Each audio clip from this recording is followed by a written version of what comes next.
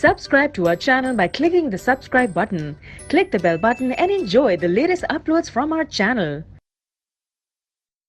Now students, see the 8th question, and the question is write the set 1 by 2, 2 by 5, 3 by 10, 4 by 17, 5 by 26, 6 by 37 and 7 by 15 in the set builder form. हमें इस set को set builder form में लिखना है और set हमारा क्या दिया है, सी दिस इज, ये सेट हमारा ये गिवन है.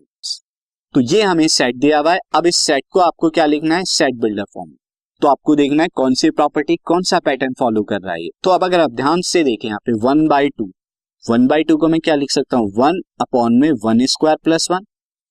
2 बाई 5 को मैं क्या लिख सकता हूँ, 2 अपॉन में 2 स्क्वायर प्लस 1.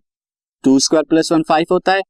3 को अपॉन 10 को मैं क्या लिख सकता हूँ, 3 अपॉन में 3 square plus 1. And similarly 7 upon 50 को मैं क्या लिख सकता हूँ, 7 अपॉन में 7 का स्क्वायर 49 प्लस 1 50 हो गया. तो ये पैटर्न फॉलो हो रहा है, यानी n अपॉन में n स्क्वायर प्लस 1 इस तरह का पैटर्न यहाँ पे फॉलो हो रहा है और n की वैल्यू 7 तक ही जाएंगे. तो हम अब यहाँ लिख सकते हैं सेट बिल्डर फॉर्म में. ए से डिनोट कराता हूँ, यहाँ आएगा x where x is equal to n upon में n स्क्वायर प्लस 1. और अब n के बारे में बता दीजिए, n is less than equal to 7 है और n belongs to the natural number है. तो इस तरह से सेट बिल्डर फॉर्म में आपने लिख लिया.